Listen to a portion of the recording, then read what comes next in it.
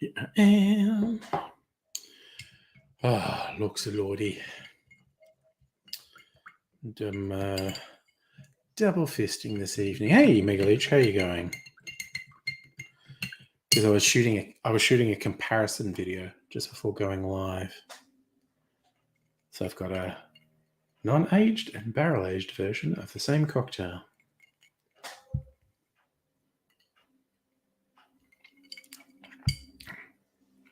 Oh, it's so good. It's so fucking boozy. Yes, my friend, I am going well. Glad to hear you're good. Good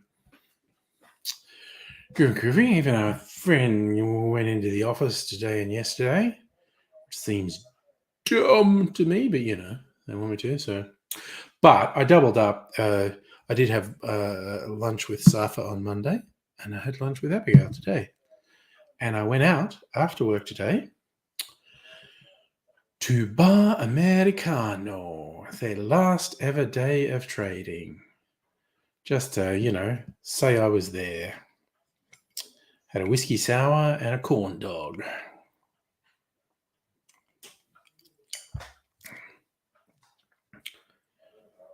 Yum, that drink is nice. It's like, it's an old-fashioned version, essentially. Very friggin' boozy. Lee, hello. Bonjour. Guten Tag. Oh, damn. Close contact. But you're testing negative, Megalich. Well, that's good. And Zvan, good evening to you. Tuesday. I feel like it's been a while since I didn't do Sunday. Because I was tired. Because I did a thing all day, all afternoon. My cousin's engagement party. And I got to see the rest of he lives in Melbourne. The rest of his family are up in like country New South Wales. And they're all there. It's the first time I'd seen some of them for years. So that was good. You know, I don't often do family things. So, you know, that was pretty good. But yeah, I was there for hours at the Bowls Club. Actually did some lawn bowls. It was fun. And it's just like freaking A grade food there as well. Young Sammy does food. It's a thing called Sparrows. They proudly say they're Australia's only authentic Philly cheesesteaks. And I just realized how freaking close to my work it is. So I'm going in there for lunch next week. Lee, you haven't seen your family in person since 2019. I have seen one member of my family. My sister and her husband visited earlier this year. Yeah, I'm the only member of my family in Melbourne. Well, my cousin lives the other side of town, but my immediate family, all a long way away, minimum like 800 kilometers away from me. Is that because they want to stay away from me? Or I want to stay away from them? Well, I didn't do it specifically to stay away from the family. It's just decided country life was not for me. So I ended up being... I'm not the only one to have lived in Sydney, but no one from my family is living in Sydney at the moment. And I'm the only one in Melbourne.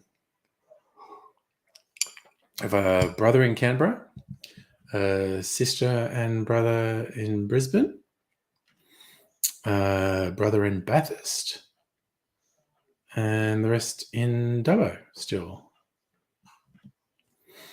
And somehow I got my hands sticky. Oh, probably because I picked up the cherry. Because I decided I had to have a cherry in each of my drinks that I'm double fisting. Oh, Zvan, is that a thing of beauty or what? The right wingers having a massive sook is fucking awesome. The fact that every fucking media slag who pushed the Liberals could win this, which was clearly not fucking real, but they were starting to get to me in the last couple of days before the election. They were starting to get for me. Those who watched the stream on election night will know I never changed my odds. What are we up to officially? I don't know what counting is still going on. Let's have a quick look.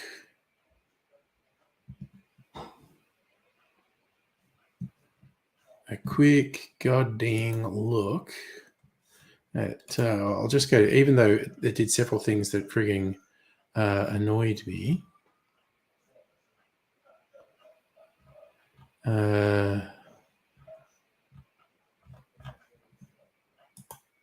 Where's the ABC's count?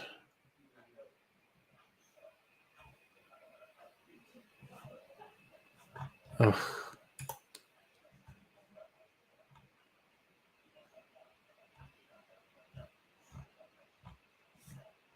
But you know what? I'll just print check.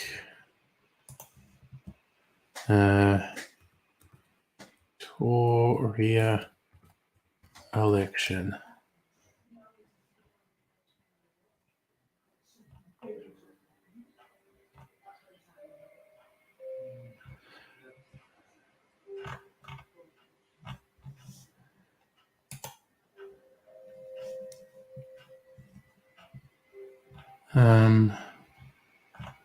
Where are we? God damn it.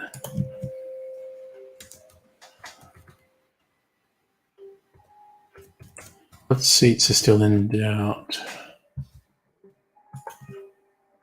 An ABC website making it hard for you. There we go, the results.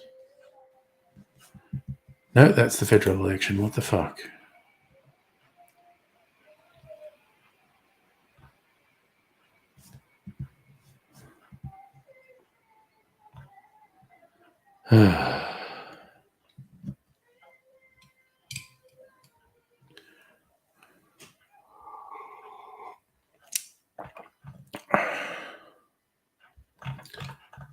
Jesus Christ, the ABC website is fucking shit. It's posting results from 2022. Jesus fuck, what the fuck is wrong with this stupid fucking website? Fuck's sake. Oh, good, Zvan. Yeah, take tomorrow off. Look after mental health. That is a good thing to do. And hello, Heine. Oh, and hello, Chris. How you doing? In case you missed it, Chris, we had an exciting result in the state election. The Conservatives got their fucking ass handed to them, which was brilliant because many sections of the media were doing scare things about the Conservatives weren't with a chance to win. I'm just trying to find election results, and the search on this website is a fucking shit show. It's super obvious what I want, and it's just not fucking showing it to me. Really fucking annoying.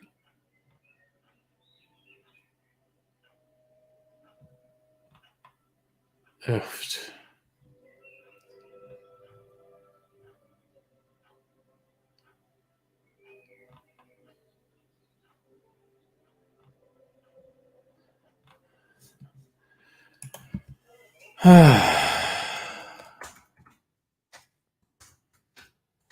Jesus Christ, you fucking suck balls, ABC website. All right, we'll look at the Electoral Commission. I don't know why I'm wasting time with the ABC website. State election results. Lower house. Wait, what? Okay, no, this website's shit too. Results summary. Jesus fucking Christ, this is shit. Okay, I'm just getting real fucking angry now.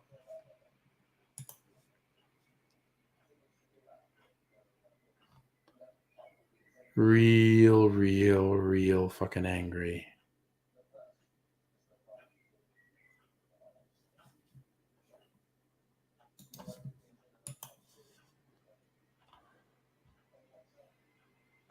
Handful of seats remain in doubt. Fuck, here we go. Okay.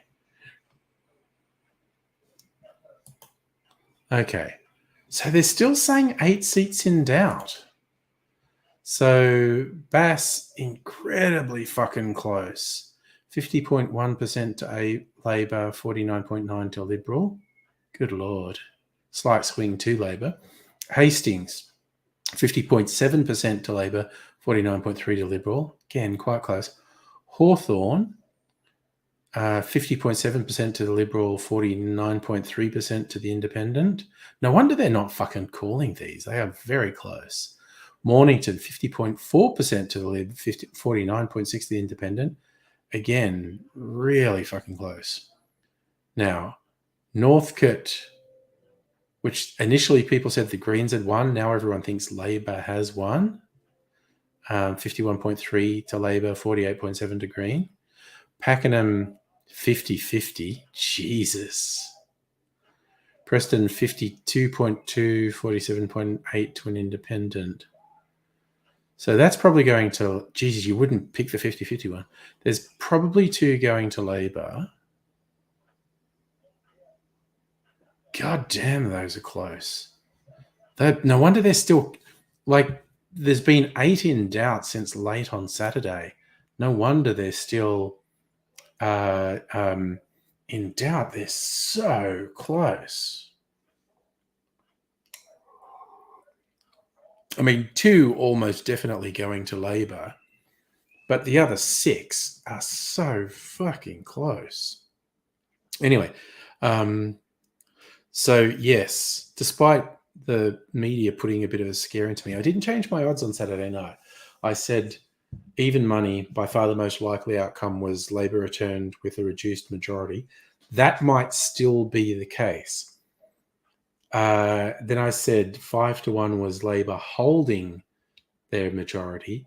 That may also happen. But the real wild card to me, I said, I think I said 20-1 Labor increasing their majority. That could still happen. That's still not very likely, but it's possible that Labor actually improves their position, which is just such a humiliating defeat for the Libs. And it's become clear if COVID hadn't have happened, the Libs would have had the fucking floor wiped them almost to the scale of Western Australia. Wowzers. But again, the fucking media hacks who push the whole narrative, oh, the Liberals can win. Everyone hates Dan Andrews. And it's just like, no, if there was any sort of professional fucking standards in the media, they'd all have to resign for being so fucking bad at their jobs, because they are so fucking bad at their jobs. Compromat.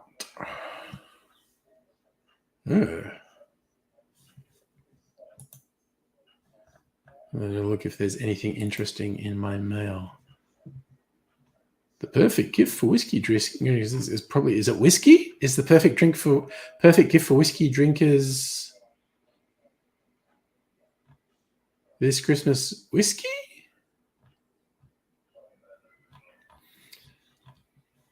I I have lots of whiskey. I don't need any more. Which is not to say I won't necessarily buy any more. I'm just saying by any rational standards, I don't need any more. Dr. Email, hello. It was nice. Went to Bar Americano. It was one of my favourite bars in Melbourne. It's closing permanently because of a fucking greedy landlord who bought the building and turfed them out with no notice. And hello, Bum Fungus on Twitch. So yes, I just to be there, and because they're doing this weird thing with this upmarket corn dog. Like, God, the sausage was apparently made of some exotic meats. I remember reading it another time. What was actually, I might be able to find it if I. Oh no, what am I doing? If I go on Facebook.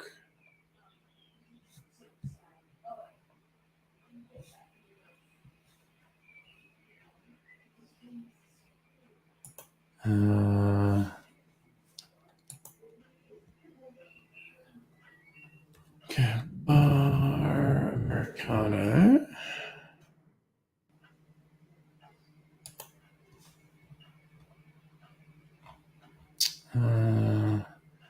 Tuesday, party called Never Give Up alongside his mate. Okay, so it was a guy from Attica who was Melbourne's only Michelin-starred restaurant, created a leveled up corn dog, free range, wallaby and pork, a native thyme mustard, strawberry gum tomatoes. Didn't you use the mustard?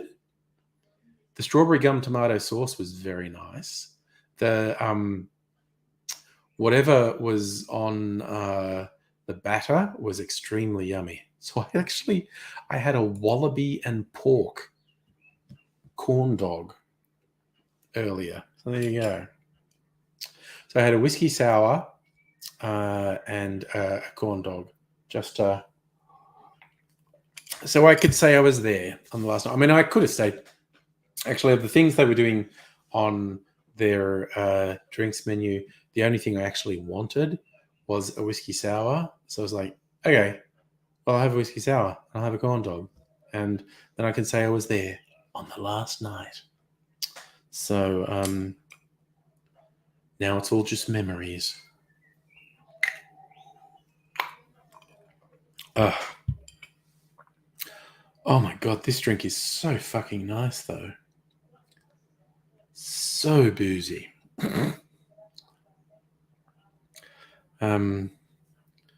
Was it the elements of it? Like 64% alcohol, 53% alcohol, 55% alcohol, 60-something% alcohol, and a mere 40% alcohol. It's all mixed spirits. There is actually, because I made a batch of this, there is actually 6 different spirits in this, ranging from 40% to 64% ABV. And it's very yummy. And I'm double fisting. Now I have a second one. I finished this because I was doing a taste. For anyone who missed the start of the stream, I was doing a taste comparison video for my cocktail channel. I kept some that I didn't barrel age, and then this one's barrel aged.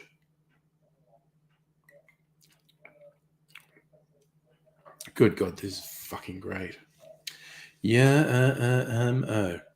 Speaking of barrel aged, how long is the other one? There's a gin based one in another barrel. I normally leave cocktails for 3 weeks. This one was there for 3 weeks, and it's friggin' awesome. But I left a little label here. How long has this one been here? Gino, 12th. The 12th of the 11th. Oh, that's 2 weeks. That's been there 2 weeks now. Okay. So I'll taste that. this weekend, either Friday or Saturday night. Maybe I might try it on party night, Friday night, and decide if it's time for that one to come out. Having lots of ready-to-drink cocktails. So, suddenly feel hot. This was possibly a result of the alcohol.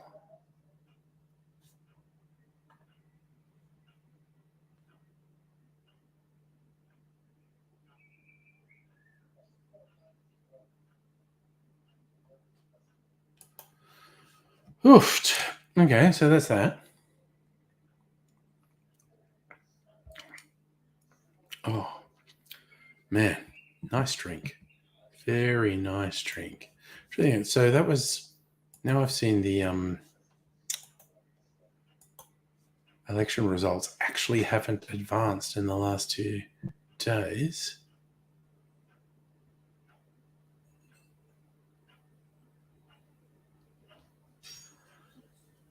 Just looking at, is there anything interesting in the news?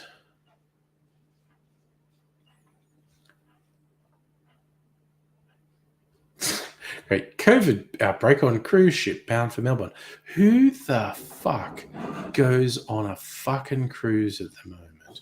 I mean, who goes on a cruise ever? There've always been gross petri dishes with people getting very sick, and also the criminals who run cruise lines structure things so that they can't be held criminally responsible if someone gets killed, not from illness, like if they get killed because of negligence on the ships, they can't be prosecuted. And they also criminally exploit the crew on the cruise ships to the point where it's barely above slavery what's happening. So why would you go on a goddamn cruise? Oh no, Dr. Abigail, you got talked at by a colourful character. Dang. Yeah. Yes, that can be pretty gosh darn confronting, and a panic attack is a not unreasonable reaction to someone just crossing a whole bunch of boundaries and insisting on giving you a pretty aggressive talking at. And yes, anxiety is pretty sucky, Dr. Abigail. But there you go. You had medication to help calm and have a sleep. So not the worst possible outcome, but yeah, yes, and yeah, fuck anxiety, which I don't have in the diagnosable sense. I'm not that anxious a person. I think the closest I get is in work situations, quite severe imposter syndrome. So I can overthink and over-worry about work scenarios where it turns out to not be warranted, the degree to which I overthought it and over-worried it. But yes, I think I feel like imposter syndrome is a really mild cousin of anxiety, because a lot of the feelings it instills are similar, just much milder. Like you're worried about what's going to happen, and you end up being worried about things that may not, and in fact probably won't happen. But I should have smoked this. I won't do it tonight. Sorry, just the reason I thought of that is I was just looking over here, because I kind of cleaned up my area here next to the thing, and I noticed my little UFO smoker and the applewood chips to put in it. So I'm thinking, this would be good with some smoke. Although I might actually put some cinnamon in there, some cinnamon bark, crush it up and set it on fire. It has some cinnamon smoke. But man, okay, this drink's really, I've probably said this several times tonight. This drink's really fucking good. How bright is it outside? We're 3 weeks away, or slightly longer than 3 weeks away from the longest day of the year. So if there's no cloud, it will still appear somewhat light out here at 9 o'clock. So if I look up the how late sunset on sunset solstice. So actual sunset, it's Tuesday. No.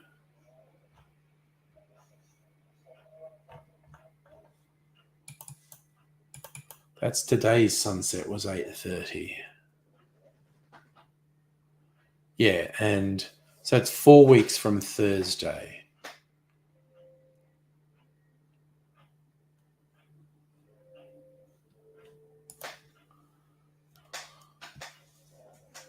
What's this shit?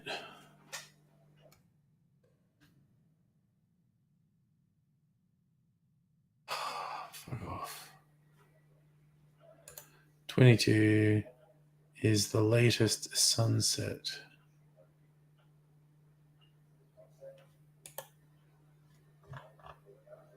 Getting all this northern hemisphere. Oh, here we go. Sunset and sun in December 22.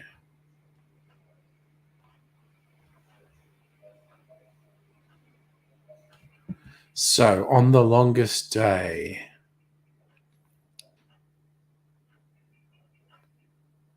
(5:54 a.m. sunrise, 8:42 p.m. sunset. So it will still appear quite light at 9 p.m. Helly and hello, Kirsten. Nice to see you. Cheers. Toasting you with my latest barrel-aged cocktail. Super fucking yummy. Complicated, old-fashioned, that the base recipe is overproof whiskey, 100 proof apple brandy, overproof rum, and chartreuse, which is 55% alcohol.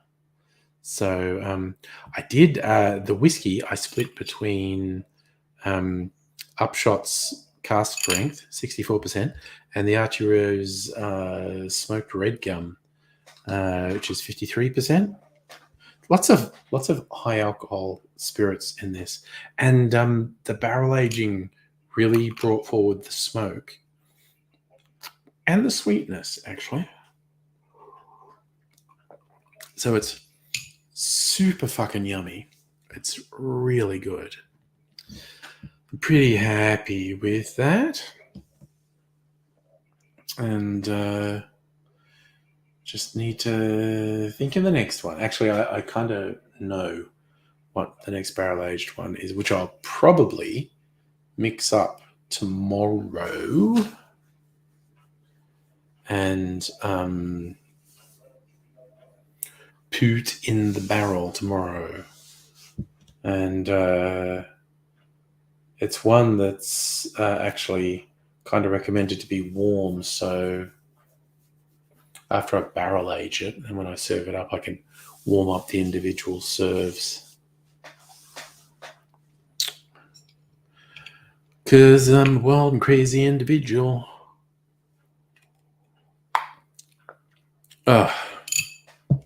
Yum. Here I am enjoying alcoholic beverages. Very, very, very yummy. I don't know if there's anything else in the news.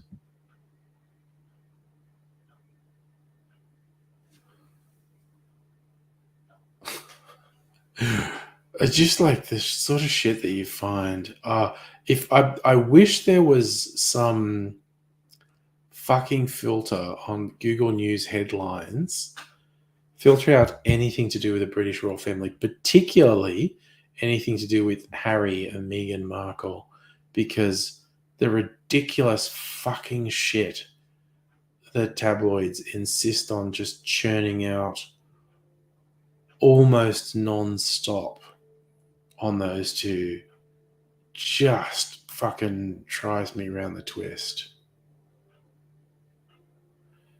God damn.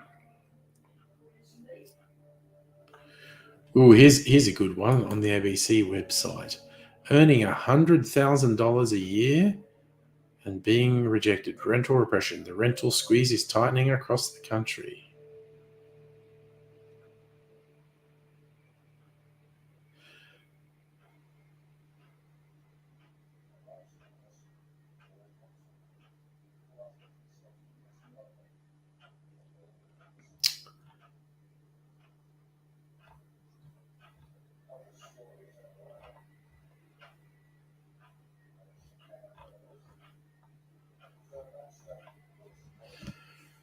God damn, yes. The rental market's fucking criminal, actually.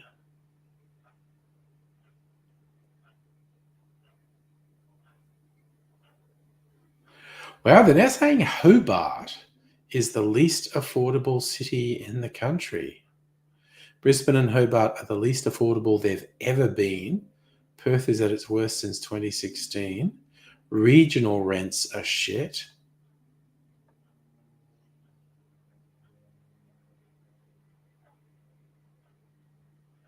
God damn, this is nasty.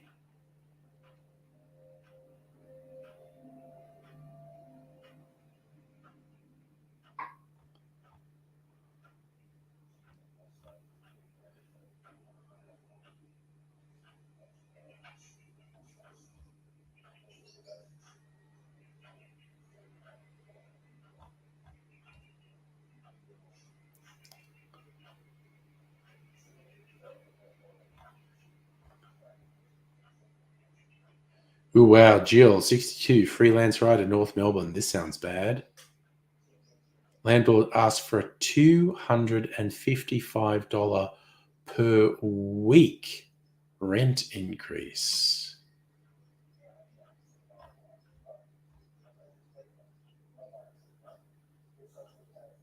Oofed.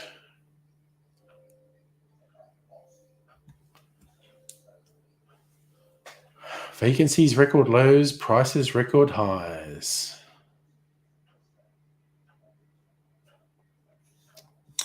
Kirsten, I absolutely understand what you're saying. Sydney is fucking damn. Yes, Dr. Abigail, Melbourne's coolest and most livable. It is, I think. But yeah, I'm not sure if they're really saying Hobart rents are the highest. Maybe it's tied to median incomes as well when they say least affordable.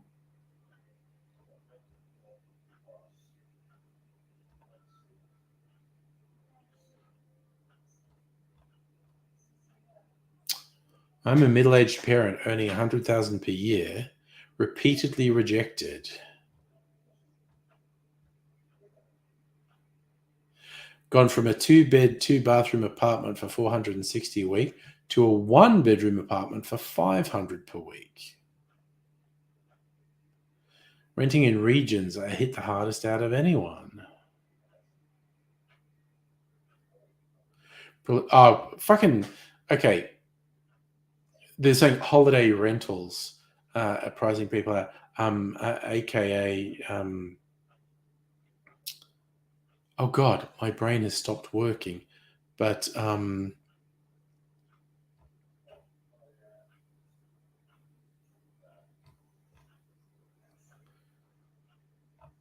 I love this quote. I was chucked out of home for greed. That's what I reckon. They're money grabbing mongrels, as far as I'm concerned. Hell yes. Um, Airbnb. That's what I was trying to think of. Airbnb is fucking criminal and should be banned. It's ridiculous what's happening with Airbnb. At least we're not as bad as the UK or the US, but it's bad.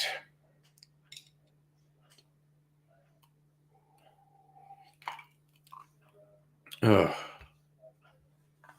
And yes, the power imbalance between renters and landlords creates major anxieties.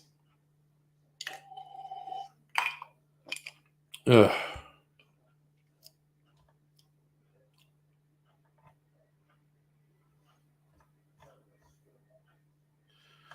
Ooh. Linda, 49, job seeker, Campbelltown. Evicted after 16 years. Has to be out 4 days before Christmas. God fucking damn it.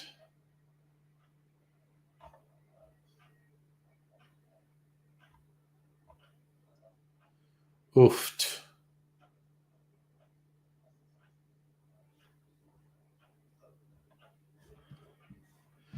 Damn it. That's just like all fucking bad news.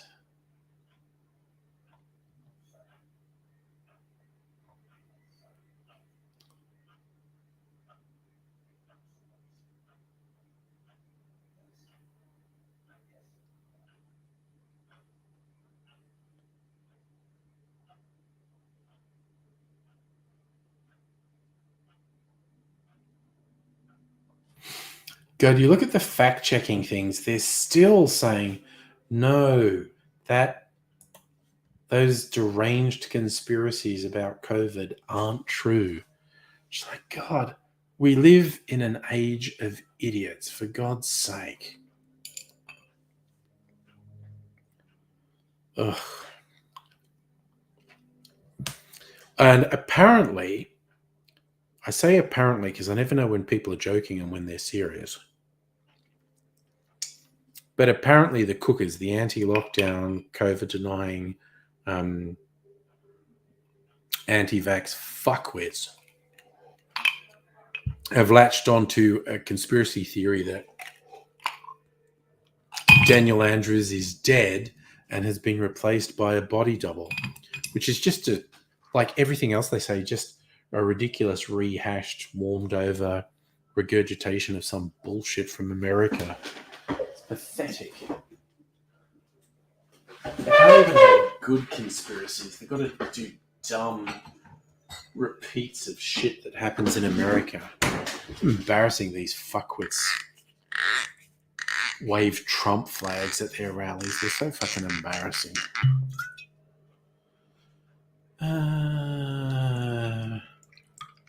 I gotta, yeah, fuck it. I'm gonna make another. Oh shit! Oh no, that's okay. Make another one of my clarified. Exactly, like Megalich trying to parody people who indulge in just, shit stupid conspiracies. It's just like, what do you do? It's like, how can you possibly parody a flat earther? You can't. It's like, I know all the thank you, Dr. Abigail. You can't make this stuff up. I know all the flat earther forums and whatnot. Half the people in it are trolls, just fucking winding up the flat earthers and just saying weird, unhinged shit and trying to get the flat earthers on board. But it's not parody when the people fucking believe you. It's ugh.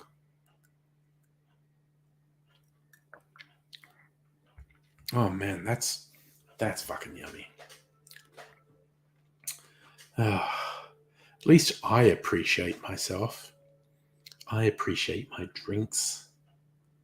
Actually, I don't know why I'm saying that like I'm hard done by. Other people appreciate my drinks. Mrs. Angry's lad just had his birthday and he had a couple of friends over and I made cocktails for them and they were all very appreciative and Well, they were good guests essentially, and they were very effusive in their thanks and their praise for the cocktails I made for them. I ended up making them. Well, there was only 3 of them, and I made them 4 cocktails each. I was only planning on making 3, and then just before I went to bed, they're like, "No, can we?"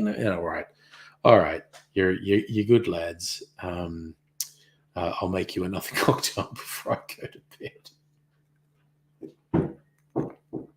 Yep, that's Mimsy wanting to come in. Did someone not leave the door open enough for you, Mimsy? I tried. All right. I'm just going to let Mimsy in the kitchen, or you'll keep hearing this knocking noise as she bangs on the sliding door. Okay, I'm coming, Mimsy. There's some parmesan in the bowl for you. There you go. There you go, you silly bloody cat. Oh, yes. There's been some leftovers put out for her, so she's happy about this. And she might come up and say hello as well. Over there. This is actually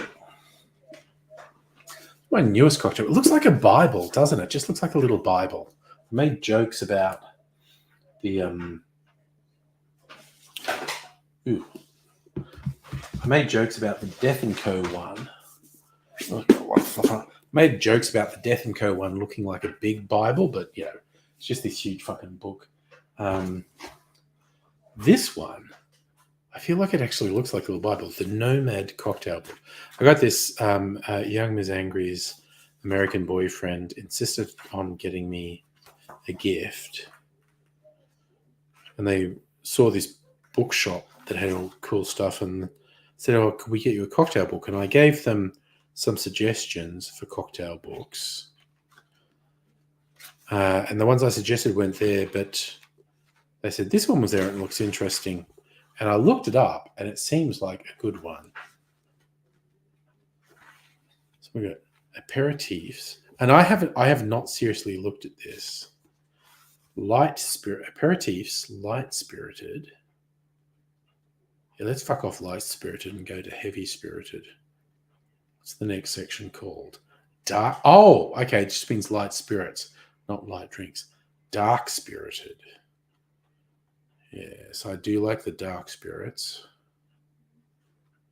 What's this section? Classics.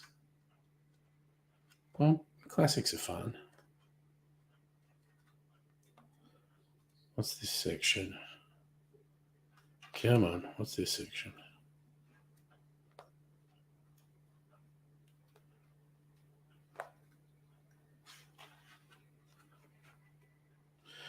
Soft cocktails. Okay, so they're non-alcoholic. It's always good to have, and basics. Oh, then they've got recipes for syrups and infusions. Okay, well, that's potentially fun. Syrups and infusions.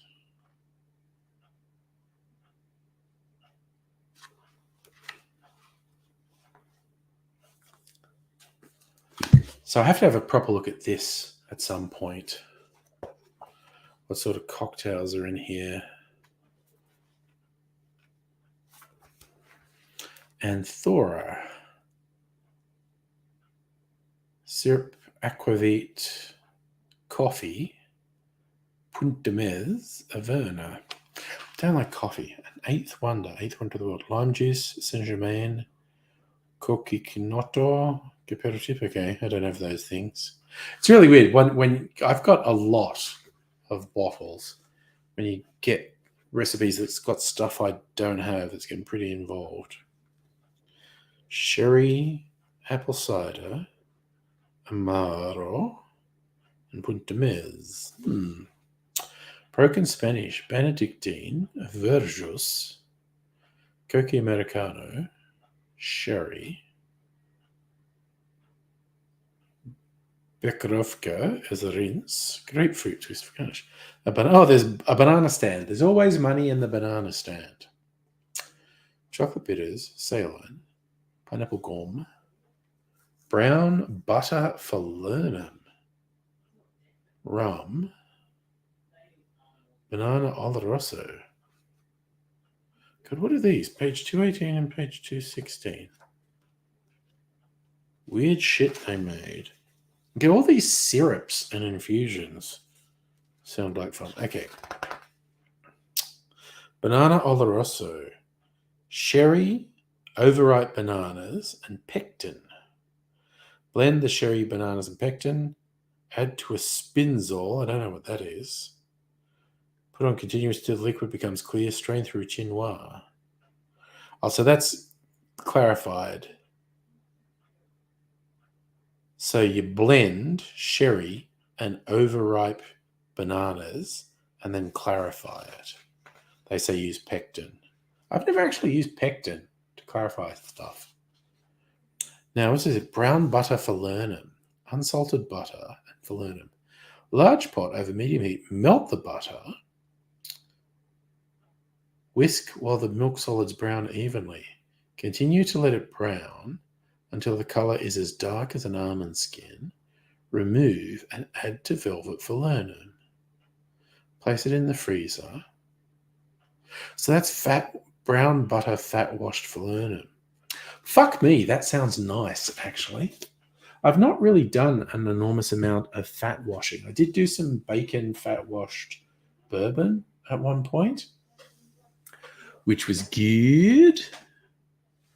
Because I like bacon and I like whiskey. So bacon flavored whiskey.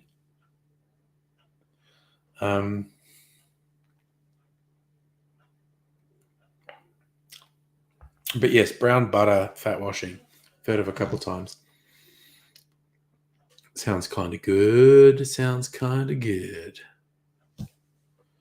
So I might do that. Lots to consider, things to make, things to do. That's pretty wild. That's pretty crazy.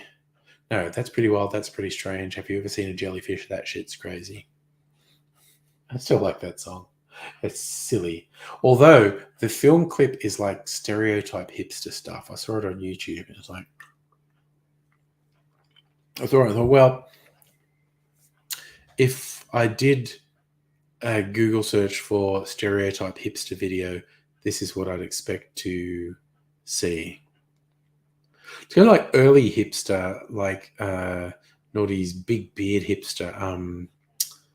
Oh god, I think it's called Blood Buzz. Now I need to look it up. I was carried to Ohio on a swarm of bees. I'm on a blood. It's called Blood Buzz Ohio by The National. Yeah, and the fucking lead singer was like stereotype beardy hipster. Which is the sort of thing that Dr. Abigail might comment on. You can't make this stuff up. That someone goes for such hipster stereotypes, but they do. But fashion is cyclical. Like I got reminded on one of my On This Day things, I found a photo from the early 20th century, and it was a Jewish guy landing on Staten Island, the immigration things in the earliest 20th century, and he just looked like a fucking hipster. Like you would, if he walked down the street now, you wouldn't give him a second look. He was wearing a dark suit, a dark hat, and had this big fucking beard. Was a European Orthodox Jewish guy, and he just looked like and it's from the early 20th century, and he just looked like a fucking hipster that you would see today. Like, no exaggeration. If you saw him on the street, you wouldn't really give him a second glance. You'd go, oh, look at that fucking hipster.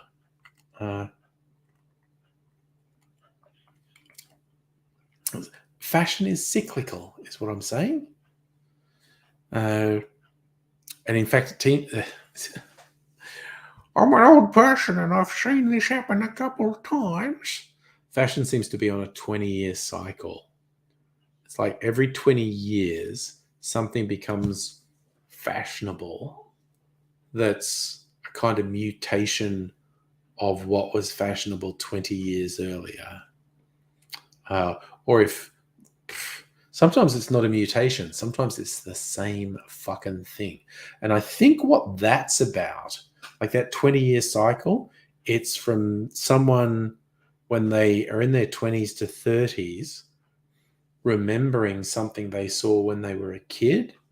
They went, I always liked that. Like, I liked paisley. When I was a kid, people wearing paisley. I want paisley.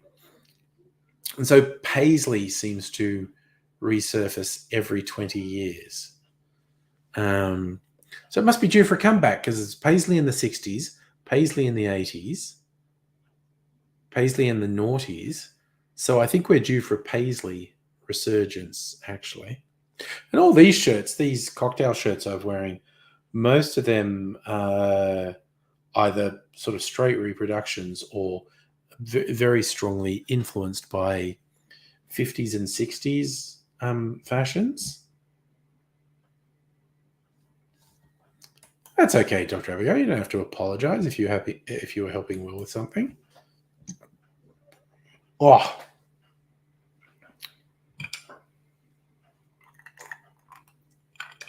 I'm just talking about fashion. That's okay. And these, like, or again, the websites that sell these shirts, like I just get the cocktail ones now. They have hundreds of these shirts, and a significant majority of them are very heavily influenced by 50s and 60s design. But variants of black cats are so common on the shirts on these websites. It's wild to me. Like, and I've probably got, I should count them, but I've probably got excuse me. I've probably got at least 6 shirts that have black cats on them. And Kirsten explained at one point, the black cat has been associated with booze for 100 years. There's a particularly famous one, Le Cat Noir, from a French, like, absinthe bar. And Kirsten was saying it's been associated with gin for a long time. Yes, you should get husband some of these. Also, a lot of them are really cheap at the moment. A lot of them are very cheap at the moment. Like the last round that I bought, because I bought about 10. I hadn't bought any for 6 months, and I'm going, I'm really disciplined. And then, so I'd advertised, and they had a couple of really nice designs that I didn't have. And I looked at the prices, and they'd been marked way down. And so I got another 10 shirts.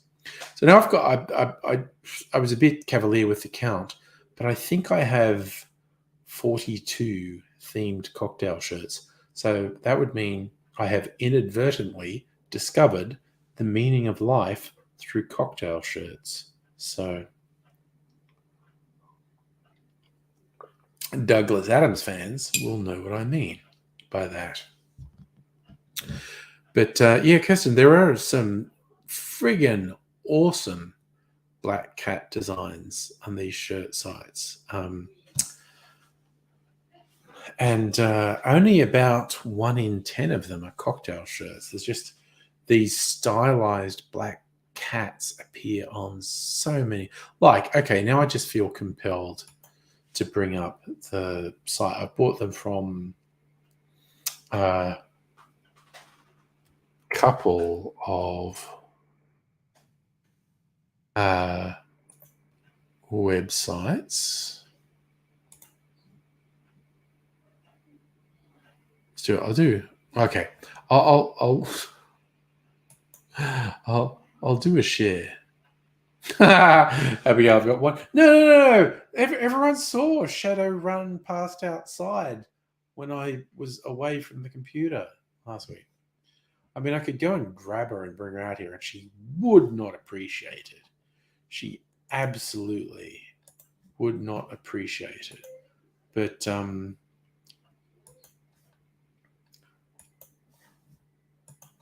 so this is, I'm going to do this. This is one of the sites, Hawa Lily, that I get stuff from. And okay, so they've got Thanksgiving. Why do they still have Thanksgiving? It's over. Oh, Jesus. Up to 50% off. There you go. Cyber Monday. Okay, those are all bought. But they have a lot of Christmas shirts. And Halloween. And Halloween and Thanksgiving are over, but they've still fucking got all these shirts. Christmas shirts. Flamingos. Tiki-ish shirts. Weird sort of patriotic, bordering on fascist things. See, there's like black cats. I was just going to show off how many black cat shirts there were. And not a lot of black cats on that first page. There's a lot of fucking trippy hallucinogenic ones. There's Santa and a martini. Yeah, so guys, still Halloween ones, even though Halloween's over. A lot of really trippy hallucinogenic ones. So the whole reason I was showing these is because, you know, they have a lot of black cat shirts, and not a lot of black cat shirts are showing up. 56 pages of there. I'm not going through. But you see, there's a lot of sort of, as I said, I've got no problem with, you know, the ones with the, I see there's some black cats. Okay, and there's like Star Wars schematics on some of them. So there's a few black, see, and actually that black cat with the martini, that's what I bought in my last bunch. And that cocktail one I think I bought. So, okay, now my point has been made. I mean, I don't care if someone considers themselves a patriotic American and they want flag ones.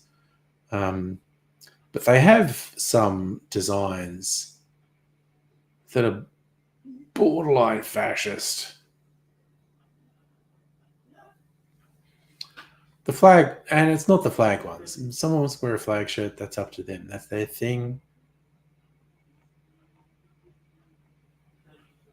And I tell you what, one of the things that surprises me is the amount of mushroom-themed shirts on these sites. And again, when I say mushrooms, they seem to be leaning heavily into the hallucinogenic things, which way more mushroom shirts than actually probably some shorts. Way more mushroom shirts than I thought anyone would ever want. But, you know, what do I know?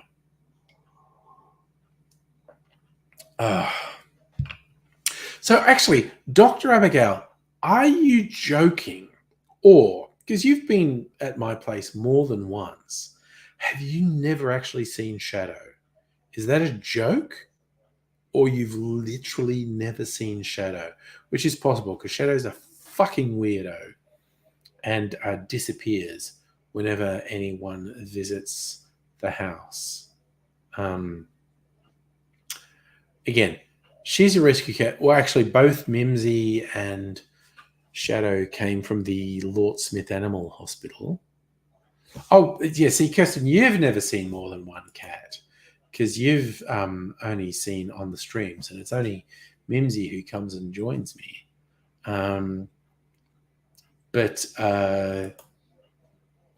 Yeah, both Shadow and Mimsy were rescues from the Lort Smith Animal Hospital. But the reason we chose Shadow, and when we say we, I actually mean I, although all of us went there, me and Mrs. Angry and the offspring. And this was, God, I don't even remember how long ago. 10, 12 years ago? Shadow's not a young cat anymore. But I actually singled out, hey, look, that little grey cat is being picked, the kitten, she was tiny. She's being picked on by the others. We should help her. And she was part of a litter of all these weird moggy kittens. And she was the runt. She was noticeably smaller than the other cats. And the other kittens were picking on her a bit. And so we took her out and they said, I'll play with her a while, see if you like her. And we decided we'd liked her. And so we took her home. But that whole thing of being bullied and harassed by her siblings when she was a teeny kitten, that seems to have stuck with her and traumatized her, because she's fucking weird. Because she'll be on our bed, like often when Mrs. Angry and I are sitting on the lounge watching something, she'll jump on my lap and meow a lot and demand attention and want to be rubbed, but she won't settle down. And quite regularly, she'll freak out like she thinks we're going to murder her. It's like, you've lived with us for more than 10 years. After all that time, why the fuck would today be the day we're going to murder you? Megaleech, I love that you know the lore of my family, Raymond. Raymond, the elusive 11th child in my family.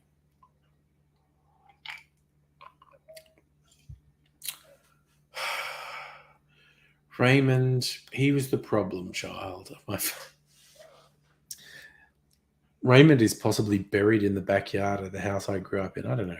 Oh, nice. I see. See, so husband brought you cheese. So yeah, maybe husband does need a black cat shirt. Quite honestly.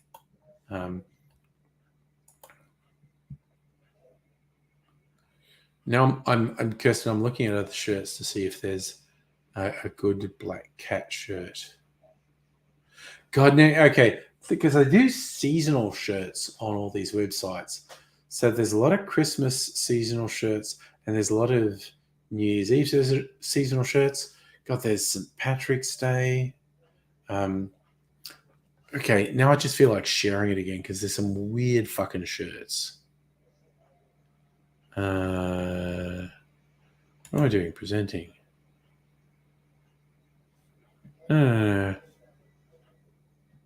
Wait, okay, we're doing this again. Okay. God, I was trying to work out how this worked.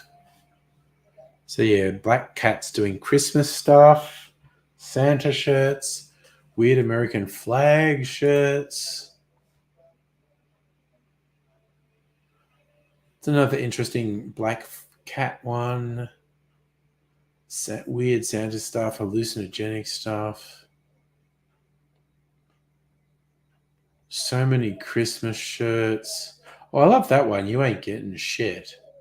Long sleeved ones.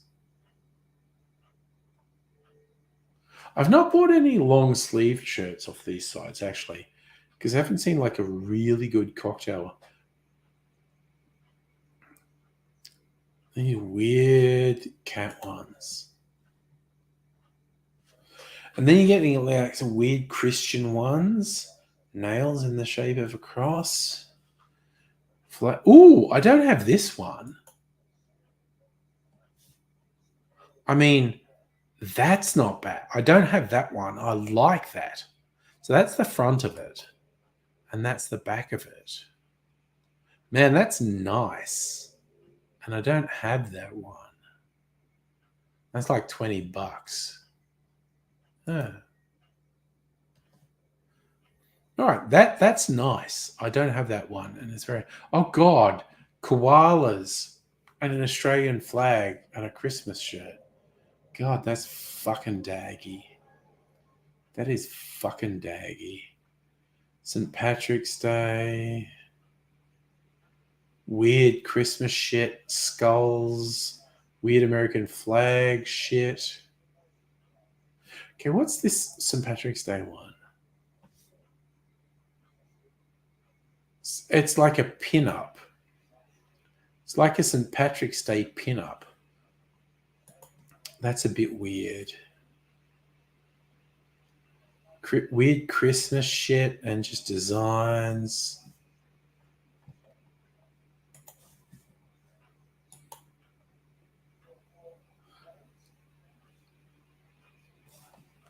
Honey, yeah, you like that? Were you saying it's really good? You mean the cocktail one? Because I think that was a very nice design. Weird Christmas shit and weird fucking designs. So many Christmas shirts. If you're a Christmas person, this fucking website's got you covered, man. Oh, that's another one I don't have. Cocktail Lounge. Bloody okay. So vodka. Okay, not really me. Focusing on vodka, but again, nice design. It's kind of like the bowling.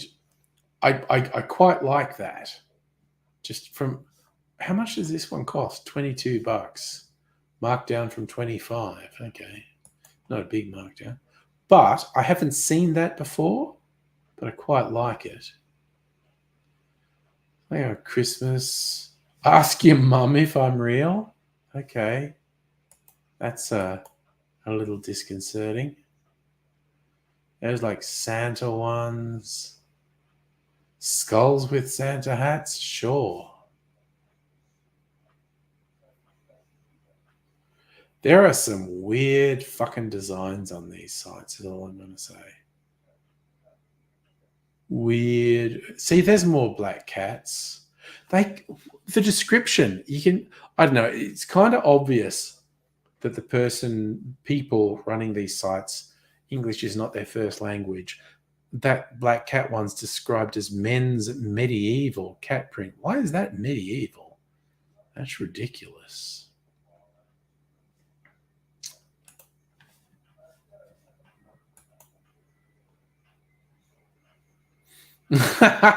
Sorry. I love that, Dr. Abigail. You swear I've already got them. Look, at least half the time I remember the shirts I've already bought. See, there's another one of the black cat ones. The black cat is such a recurring theme. And see, they have these one. Oh, that's really cheap, $13.99. But I don't really like this style. Is it going to load? It's like it's not going to load. Why is it not going to load? Whatever. Fuck it. But this fluorescent type one, I don't have any in that style. I don't really like that style. Well, look, a D&D shirt. Look at that, D&D shirt. Nice. Only $11.99 for the Dragon Dice shirt. I mean, that's pretty good. I just don't. I've limited myself. The only shirts I will buy. Okay, that's one I don't have.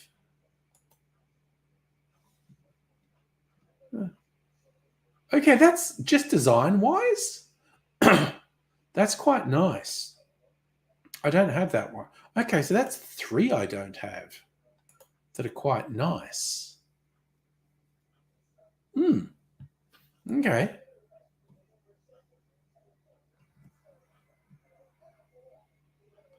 Bunch of St. Patrick's Day ones. Beer ones. So every now and then I go through these. Then first, Heidi, you want me to get the... Nah, see, I've got a rule. I only buy cocktail ones. I didn't dislike the Dragon Dice one.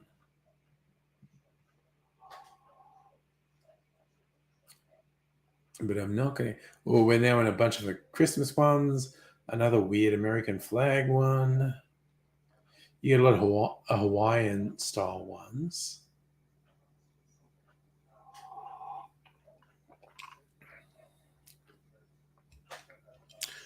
There is an elephant on an American flag.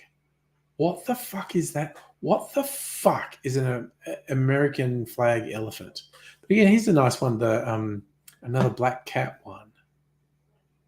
That's a really nice design. Don't dislike that at all, but I only buy cocktail shirts now. More Christmas ones, space ones, Christmas ones, skulls, and angry-looking cat drinking coffee. Okay. Ooh, I have to admit, look, I'm not getting it, but I like this one that's like fake braces and pants and a bow tie. Ah, I like it. I'm not getting it, but I like it. But again, here's another cocktail one I don't have. Tiki time. With, again, a black cat. Okay, so the front is just those stripes, but the back is a black cat and a toucan and a tiki drink. Again, that's actually quite nice. 50% off, only $17. There you go. I'm being strong. I'm not getting them. Geopenal. Yes, I know. The Republicans are an elephant and the Dems are a donkey. I'm not sure if that's what they're going for. Who fucking knows? Okay, this is interesting because I'm now up to 4 cocktail shirts, which I quite like and I don't have, but I'm not getting them. I'm not getting them. I see there's another one of those neon style cocktail ones that now we're getting the weird fucking religious ones. Madonna and Jesus. There are some weird fucking Christian ones on here as well. Colorful shit. Oh, look. Okay. Mushrooms. Okay. But look at this. Mushrooms with butts. Instead of just mushrooms, it's butts under raised skirts. That's a weird fucking shirt. $10.99. Who doesn't want a mushroom butt shirt? Hey, Greg, how are you doing? So I'm just going through weird fucking t-shirt designs at the moment.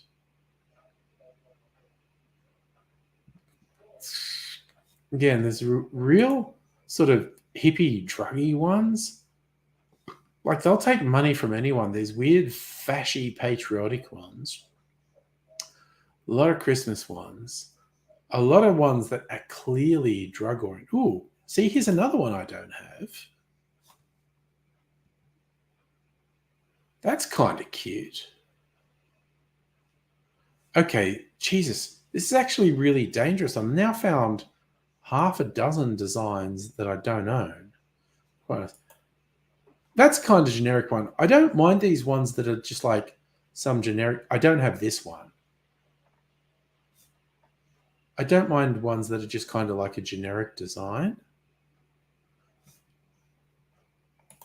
I don't like it as much as the other ones. But yeah, this is a little bit dangerous. I found half a dozen cocktail designs that I like that I don't have. And I'm only on page 15 or 56. That's quite dangerous. Yes, Megaleech. That would be awesome for an AI art generator. Mushrooms with butts. In fact, I'm going to go on the Wombo. This is the one that does put limits on you.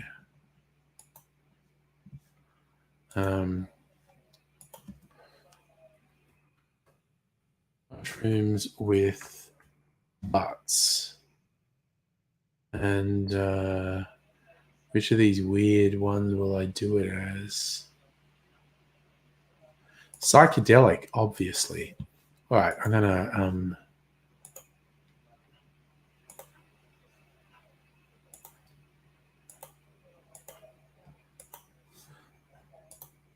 do an AI art generation thing. What are we doing here? Yes. I mean, that fucking works. This could be one of those shirt designs. Mushrooms with butts. That could literally be one of them. Where do I think they got the mushrooms with butt design? Yeah, look, honestly, I think they probably steal almost all of their designs, which I feel slightly bad about because I'm probably buying stolen designs, which I feel kind of bad about, but what are you going to do? Ooh, that's an interesting one that I definitely don't have. Blue. I quite like that. I don't have that. But I'm not getting it. Wait, what the fuck? Oh, man. Oh, what's it doing to me?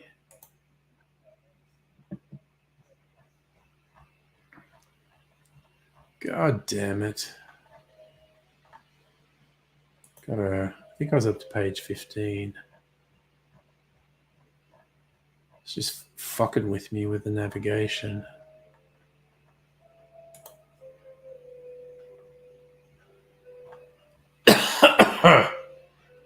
Yep, no, I've seen that.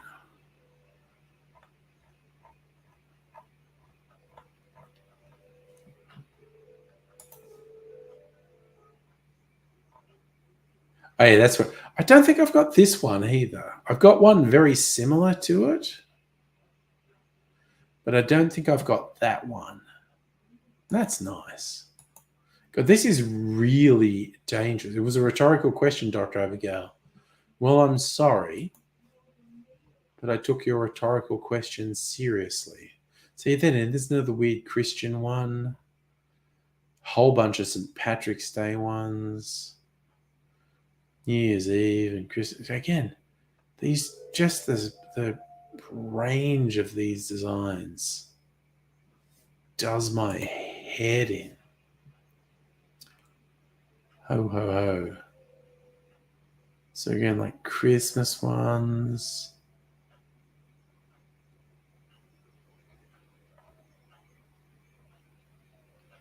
There's a white cat as opposed to all the black cats.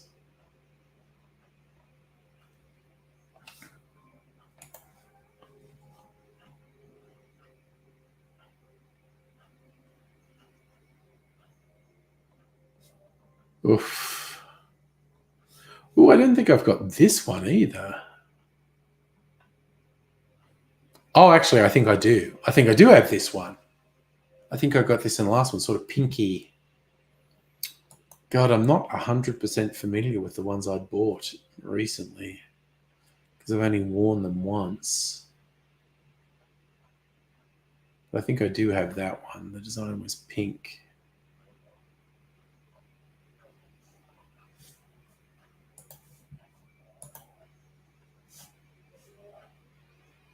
Oh, wait, where the hell did that go?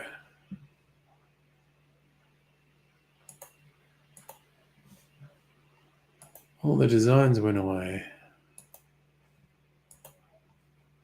There we go. Now we're getting into the bowling shirt style ones. Still, there's another black cat, but still Santa ones. Weird hybrid Halloween and Christmas.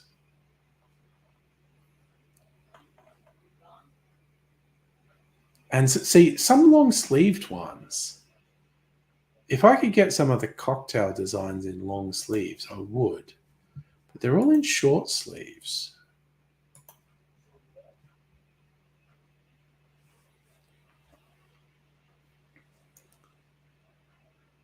See, another weird mushroom one, weird tiki ones. Halloween ones again for some reason. I don't think they maintain their website really well. Who the fuck is buying Halloween shirts now? Independence Day. See, again, we get more sort of American patriotic ones. Then you're getting the worship soldiers things. I feel like I haven't seen any of the outright fashy designs because previously when I've looked at these sites, I've seen things, again, super religious ones. It's like, if that's your thing, fine. But previously I've looked and there's been some designs that were super fashy. That cocktails served here. I bought that in the last lot that I bought. So maybe this. And fish. And mushrooms. And rockets. And guitars. I mean, it's stop that. Stop that. It's ridiculous, all these things. Oh. I think I'll have something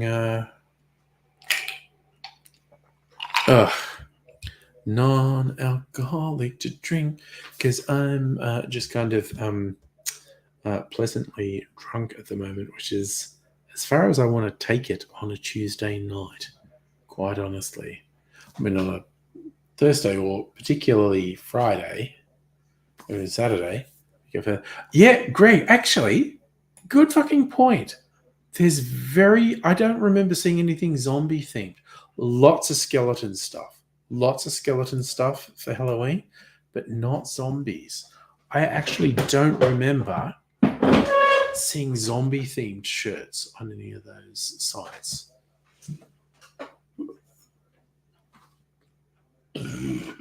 Good call. Sorry, I'm going to get something non-alcoholic to drink. What will we drink?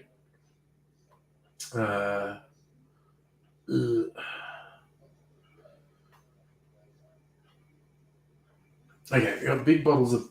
We've got big bottles of ginger ale and a small bottle of ginger ale. So I think I'll just have a small bottle of ginger ale. Where did I put my bottle opener? Because I had one just here. God damn it. Where'd my bottle opener go? It was just here. Where did it go? There it is, I found it. Golden in you. Golden in you. Golden in you. Alright. Doing Strange Love's Dry Ginger Ale with their weird pipe motif. Reminds me of the absurdist art with this is not a pipe. Ooh, perfect size for that little glass. Nicely, nicely. Jean Jaal. 79:30. I'm just going to run out and do a toilet break before. Can I last half an hour? Or will the urge to pee distract me mightily in the last half hour? Oh. Yum. Yum, yum. I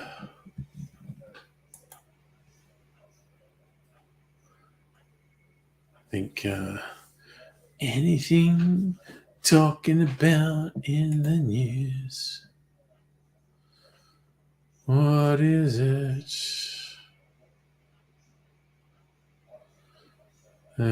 Dumb shit. Ooh, a WhatsApp leak. 500 million users' data on sale. Damn. Saying WhatsApp's being cracked. Jimmy Barnes is dying? I don't care. Ooh, apparently there's a split between federal and state nationals over the refusing to acknowledge the Indigenous voice in Parliament. Apple facing iPhone disaster from COVID-related unrest in China because of their Foxconn manufacturing thing.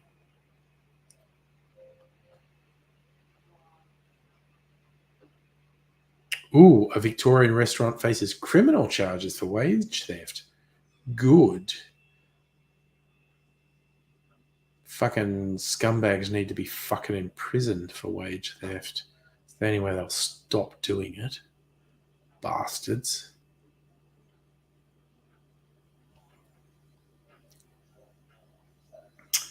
Do.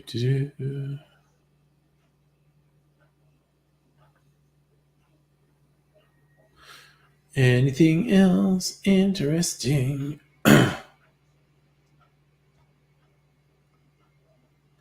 Start your own Scotch whiskey collection.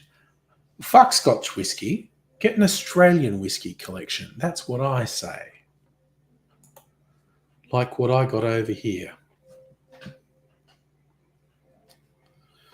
Ugh. I think, as I was saying, I need to stop buying whiskies because I have a lot. But I could buy more rums if someone enticed me with more rums. or possibly even brandies. I would do that. But I probably have enough whiskies and gins. I have lots of whiskies and gins. Fans deliver Elon Musk statue to Tesla headquarters. Jesus fucking Christ. Fuck, he would. Unless it's a joke. And there's rumors that it costs 600,000. Jesus Christ. Ugh. It's just no. Honestly. God damn. Sydney parents turned side hustle into a business that made $10 million last year. They always misreport these stories. It's always fucking horseshit. Invest $5,000 in their side hustle. Waves never die, a streetwear store. See, again, this is the thing. Made $10 million. $10 million in sales, while impressive, is not making $10 million because the margins are actually probably quite thin. Yeah, because they're buying stuff and then reselling it. So the margins are actually probably quite thin. I really hate with a passion the way the media misreports these things. Kirsten, why am I not surprised that you're telling me never enough whiskies and gins? You know what? I need to do a proper inventory, but I think I actually probably don't have enough like straight gins because I bought a whole bunch of fruity gins and barrel-aged gins. So I think I'm slightly lacking on the stretches. Although I did put in an Archie Rose order, which is supposed to arrive in the next week. A new bottle of Bone Dry and the barrel-aged honey spirit. And I actually looked up my emails, like how many bottles. I think this will be my third bottle of Bone Dry in the last, was it year or two that it's existed? But this will be my third bottle. And yes, that's a good summary, Dr. Abigail. I hate capitalism in the form of journalism. These bullshit articles that lionize capitalism, and they are basically lies. They are fundamentally, at their core, lies. And the whole thing is just like shilling capitalism.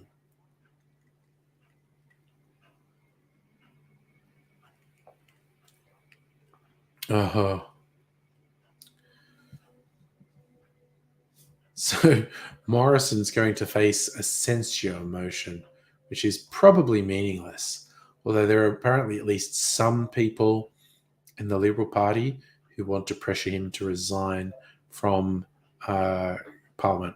Being such a fuckhead.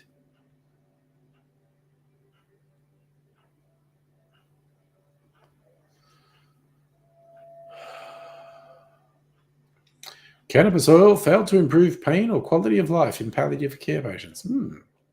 It's interesting.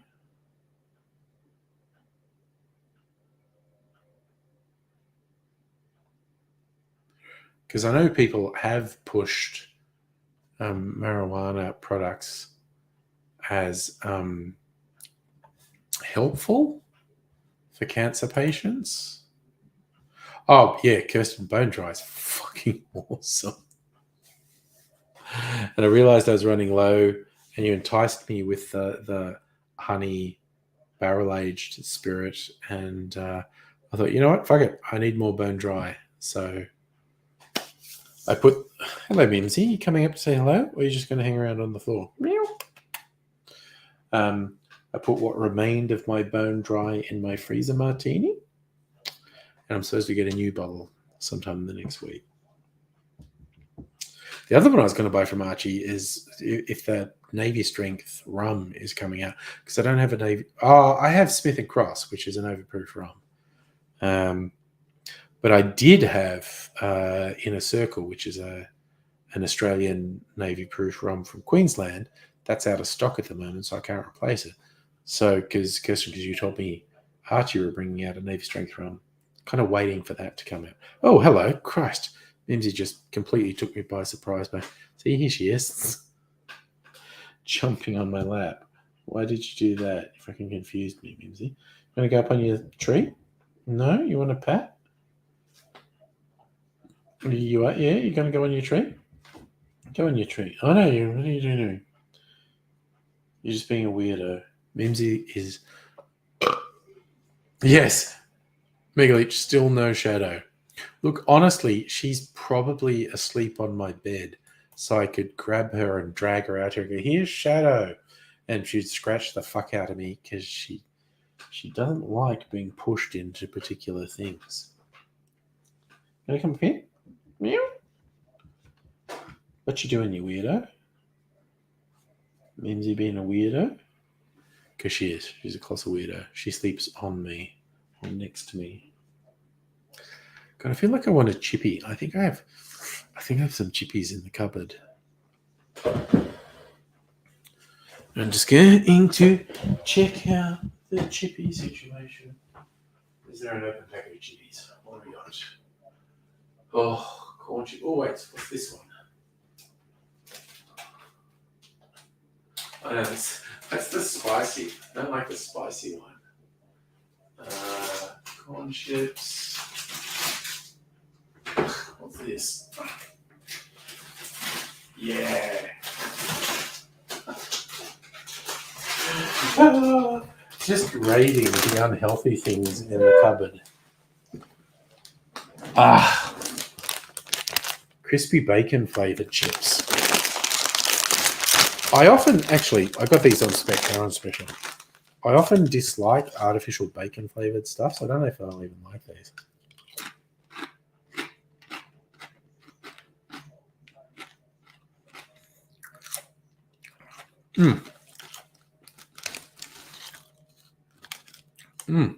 These are pretty good.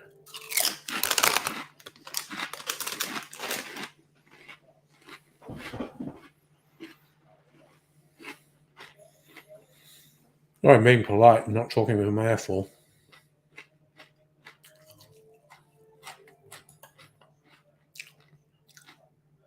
Gluten-free apple pie for dessert. Oh, okay. I did not technically have dessert. I made a smoothie with like protein, low fat, all that stuff, which I'm completely ruining by having chips now. Although I only had a couple. I also think I completely ruined it because for a laugh, I made it with eggnog instead of skim milk. Because I'm bad. Also, Megaleech, I finished the first Expanse audiobook today, which was really good. I really enjoyed it. And again, having watched the TV series, I was just picturing the characters from the TV show all the time. Really enjoyed it, though. Good book. The second one seems to be about what do you call it? The butcher of whatever station. Do I have to get that? Is that sort of backstory or not the continuing story? Megalod, I have not tried the Bundaberg rum eggnog.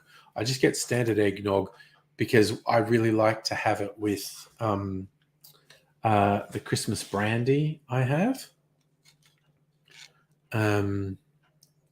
So I didn't want the eggnog to be flavored with rum flavor. It's not rum, it's rum flavor. I want like standard eggnog, and I have it with the Christmas brandy I have. Super yummy. Okay, so that one's a novella. So can I ignore it? Because is it literally just his story?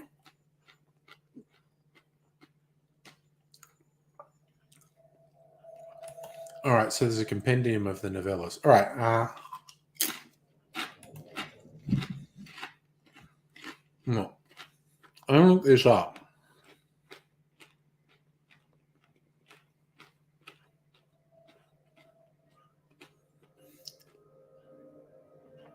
Come on, load up, you dickhead.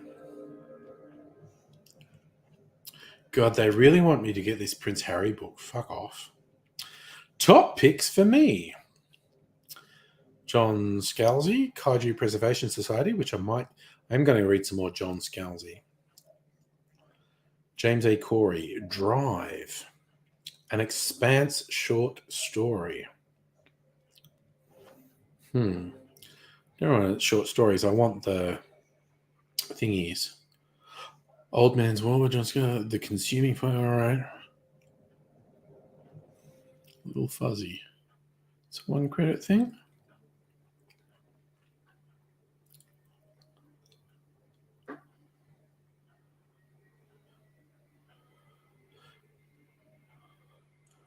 The Complete Expanse Story. Oh, there you go. Memories Legion, the Complete Expanse Stories collection. That's 16 hours. Okay. So what's the actual... Leviathan Wakes was the first book. So what's the actual second one? There's one called Leviathan Falls. That's book 9? Okay. Book 8. Why do they not just show it to me? What's book 2?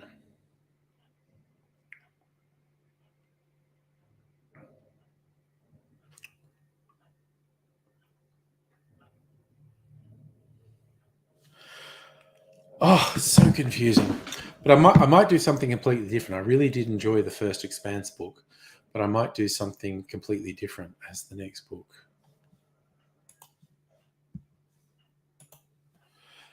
Expanse books in order. That's where we go. Expanse books in order. Caliban's War is the second one. There you go.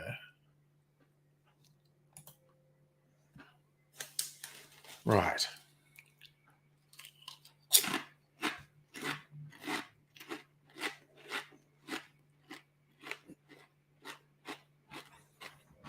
Okay. Caliban's War is number 2.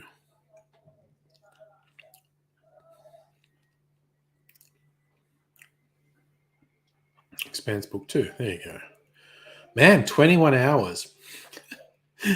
Good value in terms of getting something on as an audio book, because some of them are much smaller than that. All right, so there you go.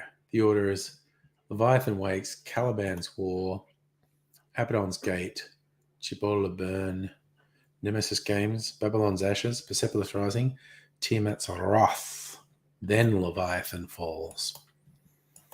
That will take me a long time to get through, and I might mix it up and do some other stuff in the meantime.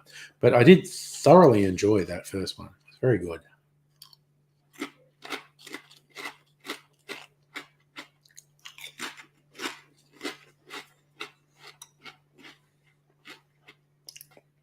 I suppose it's not quite hard science fiction, but it's leaning towards there, trying to be very realistic with the technology in it.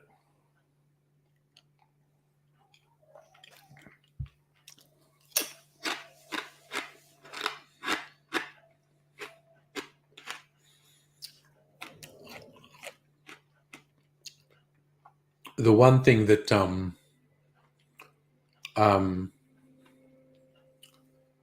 stood out to me was the description of the Belters being very tall and skinny, which they didn't do for the TV show. Like you could have digitally altered all the actors to have them being taller and skinnier. than Earthlings, but that would have been quite expensive, so they didn't do it. All right, so your recommendation is do the novellas before Caliban's War. All right, thank you. Well, they do have that collection on Audible, so maybe I'll do that. Oh yeah, Dr. Abigail, they did a bit. They definitely tried to make the Earthers be a bit more stocky, but in the books, they really draw out how the Belters were noticeably taller and skinnier than like unnaturally tall and skinny compared to Earthers.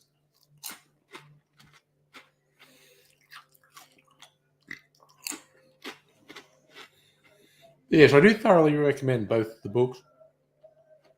Having listened to the first book, and I did really enjoy the TV series.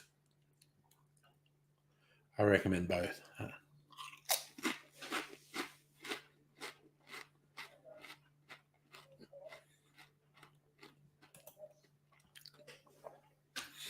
I very much enjoy the Belter Creole and how they never explain it. They never translate Belter Creole, and you're just meant to get it from context, which is a kind of gutsy thing to do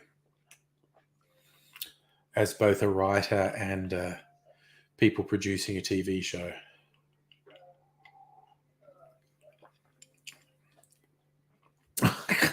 God, okay, Mega Leech, I'm never going to remember all of this. So I might consult you on that, but I'll remember there's to do a couple before Caliban's War.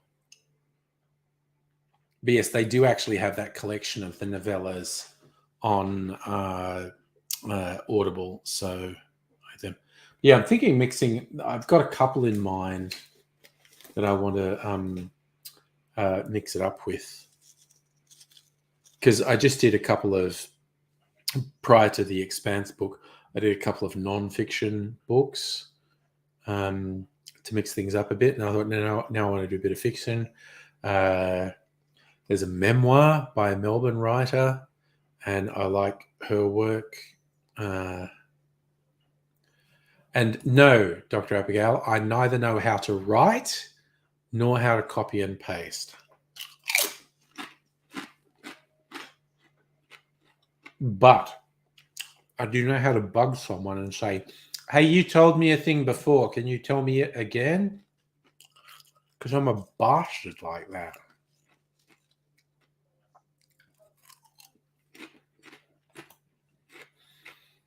But yes, both writing and copying and pasting are beyond me.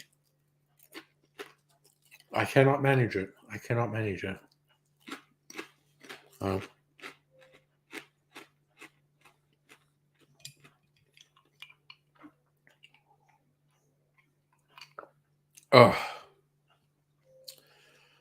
Lorks a lordy.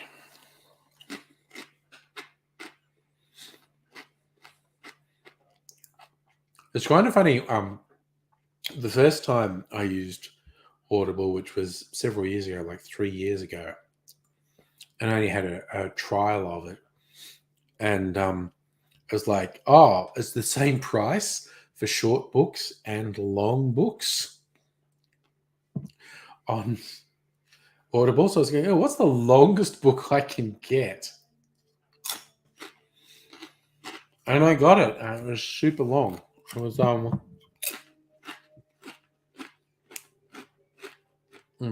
was it again? What's in my library?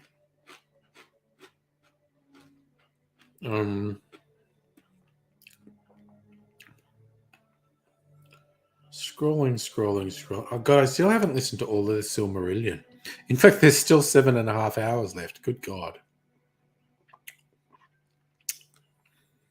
What was it? Oh, Jerusalem. Jerusalem by Alan Moore is 58 hours. Good God. And I literally went, I like Alan Moore. Oh my God, there's a book. And apparently it's like the paperback of it was like 1,500 pages. It's like the longest fiction book published in a very long time. And yeah, the audiobook's 58 hours. God, Alan Moore's a fucking weirdo. What have I done in here? I did Bruce Pascoe's Dark Emu, William Gibson's Agency, Dune, the Sandman comic adaptation, Jerusalem, halfway through the Silmarillion, did Hannah Gadsby's 10 Steps to Nanette, an Australian book, The Lost Flowers of Alice Hart by Holly Ringland, Dawn of Everything by David Graeber and David Wenyer. There's a non-fiction. A couple of shortish ones by John Scalzi, the Dispatch series. They're really fun. It just sets it in this world where, for reasons that no one understands, if someone's murdered, they come back. Like it's slightly random. 999 times out of 1,000, a murdered person will actually come back unharmed. And it's never explained, but he just explores the idea. It's quite fun. There's 3 shortish novels read by Zachary Quinto. He's a good reader too. And another Australian one called The Hitchhiker. Red Shirts, which is inspired by that trope that the ensigns on Star Trek always die. That's actually good fun, read by Will Wheaton. Another non-fiction, The Myth of Normal by Gabor Mate. So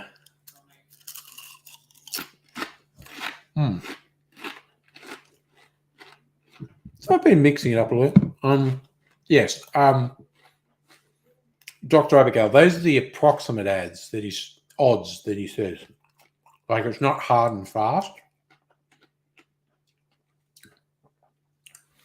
And it is a plot point more than once that someone who's murdered doesn't come back.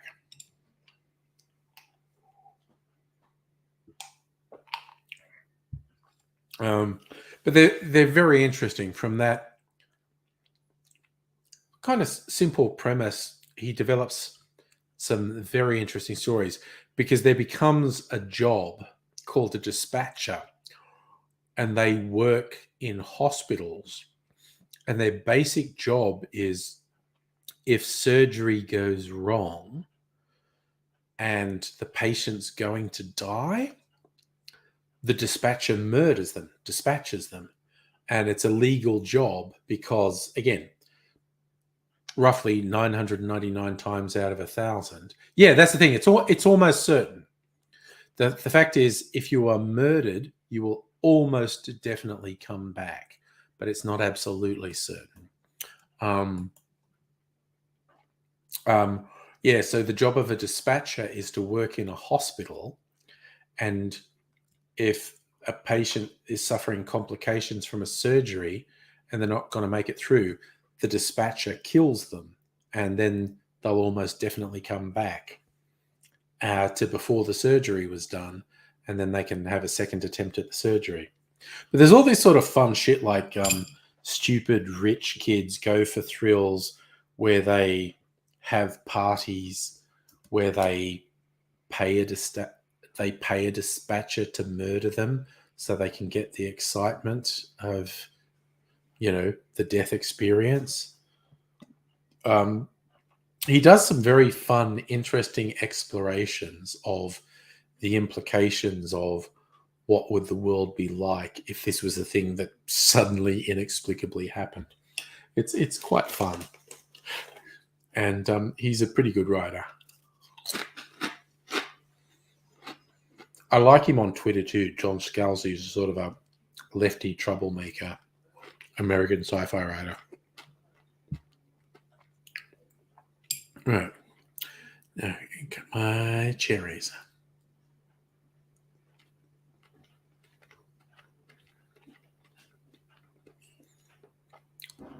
I feel like I deprived myself that I didn't remember to get myself another orange, because this one's all depleted and has no peels, so I couldn't have a garnished.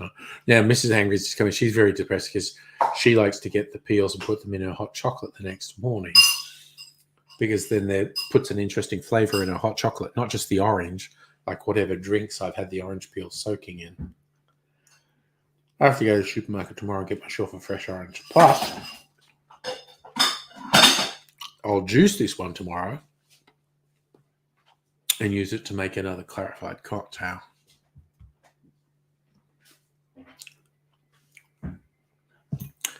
So,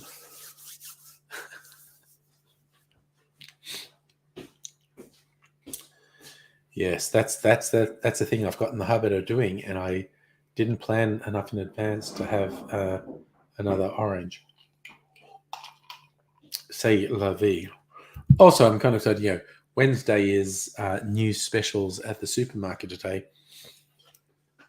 So maybe something I want from the supermarket, like Pepsi Max, will be on special tomorrow. We'll see. We will see.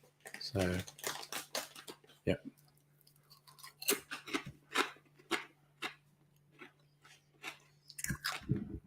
So I actually have a couple of free books on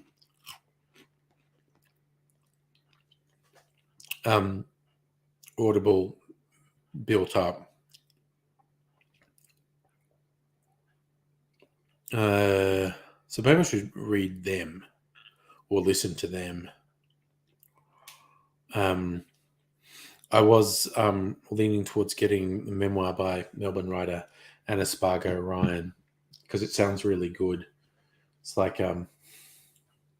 it sounds really lifelong of struggling with mental health issues and whatnot.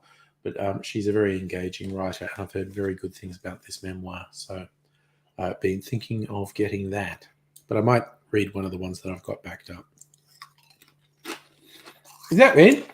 Okay. I tend to say I'm listening to an audiobook rather than reading an audiobook. But I've seen some discussions online. I absolutely do not believe listening to an audiobook is lesser than reading a text. And I've seen some very interesting discussions online that point out that solitary reading of a book is a relatively recent phenomenon. It had previously been the most common way people would be exposed to a book would actually be at a communal reading. Someone would read it to a group of people. That would be the most common way to experience a book. But it works. And thank you, Mega Leech, for sending me the reading list by Facebook Messenger. Okay, I will screenshot that. Okay, I promise I'll save that. The reading list for the expense books, because I thoroughly enjoyed that first book. I thought it was very good, and it was also kind of like reliving it, because it was quite interesting to note the TV show followed the book very much down the line. Like there were no surprises in it, but it was still very enthralling. Like for instance, another show I'm watching at the moment, The Peripheral, a TV streaming adaptation of William Gibson's book, The Peripheral. Now, it's quite a few years since I read The Peripheral, but from my memory,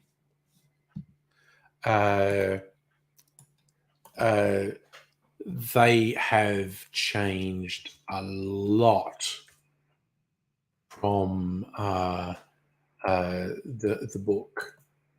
But again, it's so 2014. So okay, so it's 8 years since I read the book, The Peripheral, because I read it when it came out,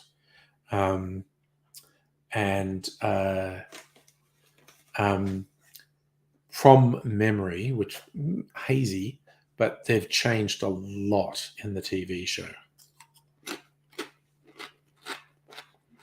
So, like, either way, if you watch the TV show and then read the book, you'd get a bunch of surprises. And if you've read the book and then watched the TV show, you'll get a bunch of surprises from the TV show. Yeah, I get what you're saying. The character. Oh, so major departures coming up. Well, I felt like, okay, it wasn't literally exactly the same, but I felt that first book was adapted pretty straight ahead by the TV series compared to, like, The Sandman had just a huge amount of variations from the comic. All very good. But I kind of like, and it's kind of like the Walking Dead TV series had major divergences from the Walking Dead comics. But sometimes they adapt it straight ahead. Like the Rings of Power was virtually word for word exactly the same as the Silmarillion, an incredibly faithful reproduction of Tolkien's original work. I will not be accepting any comments on that appraisal. I know Dr. Abigail agrees with me.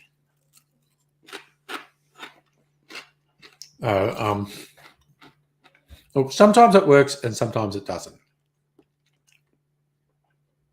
The Rings of Power was definitely very questionable fan fiction.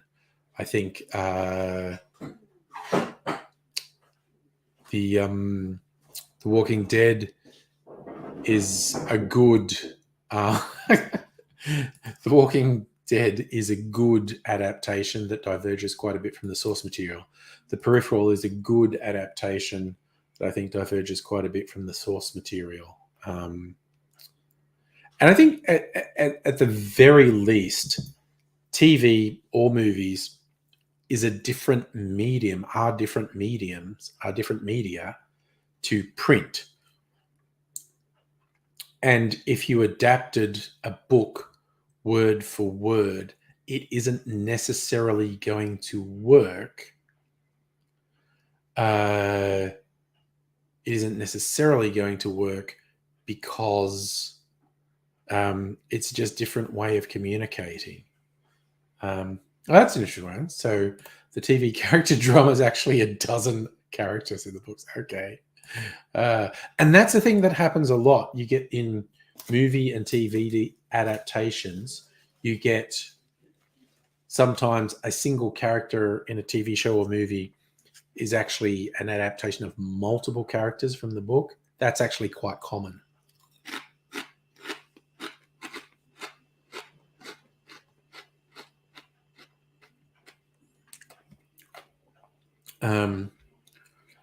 But yes, I think it's partly changing what happens in TV shows is partly accommodating the fact that it's a different medium, and partly is giving people something different to experience.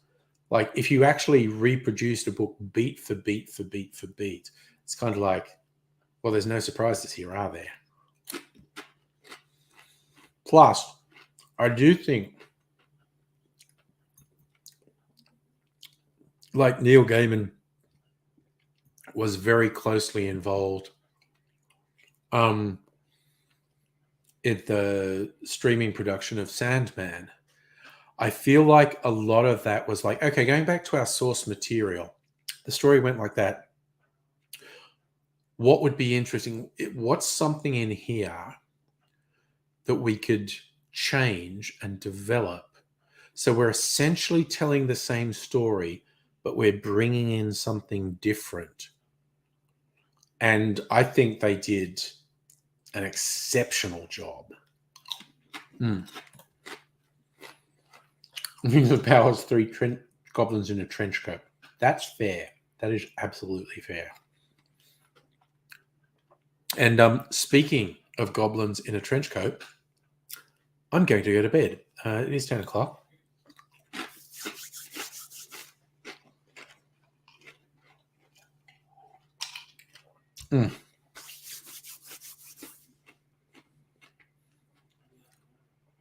Wound down with my non-alcoholic beverage. Empty that bottle. Got a couple of bottles I got to wash. So it can be ready for the next thing that goes in a bottle. So I am going to go to bed. So I hope you find people look after yourselves. Und I will almost definitely be back on Thursday night. I can't think of anything that would stop me at this point, but I don't know. The world's wild and crazy with a lot of variables. It's always possible I'll end up doing something else, but I'll probably be back for Thursday and Friday. Not Saturday. Being on last Saturday for election night was an anomaly because it was election night. But I'll probably be back on Thursday and Friday. So we will see what happens. So I hope you'll look after yourselves. Have a good week.